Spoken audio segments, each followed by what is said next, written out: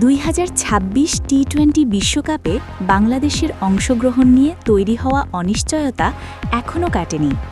নিরাপত্তাজনিত কারণে ভারতে গিয়ে ম্যাচ খেলতে অনাগ্রহী বাংলাদেশ ক্রিকেট বোর্ড। এ বিষয়ে নিজেদের অবস্থান থেকে এক চুলও নড়তে রাজি নয় আন্তর্জাতিক ক্রিকেট কাউন্সিল আইসিসি। দুই পক্ষের টানাপোড়েনের মাঝে শেষ পর্যন্ত বাংলাদেশের বিশ্বকাপ ভাগ্য নির্ধারণের সময়সীমা বেঁধে দিয়েছে আইসিসি। ক্রিকইনফোর তথ্য অনুযায়ী গত শনিবার ঢাকায় আইসিসির প্রতিনিধির সঙ্গে বিসিবির দ্বিতীয় দফা বৈঠকে ২১ জানুয়ারিকে চূড়ান্ত ডেডলাইন হিসেবে নির্ধারণ করা হয়। এই সময়ের মধ্যে বিসিবিকে জানাতে হবে বাংলাদেশ দল ভারতে গিয়ে বিশ্বকাপ খেলবে কিনা।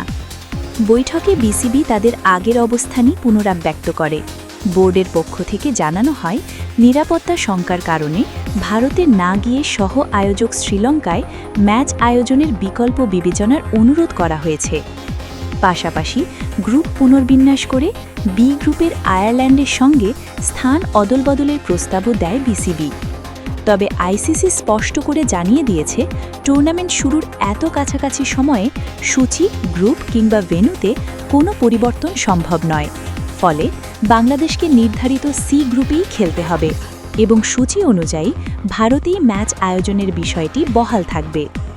আইসিসির তরফ থেকে জানানো হয়েছে, নির্ধারিত সময়ের মধ্যে বাংলাদেশ ভারতে গিয়ে খেলতে সম্মতি না দিলে বিকল্প পরিকল্পনা গ্রহণ করা হবে।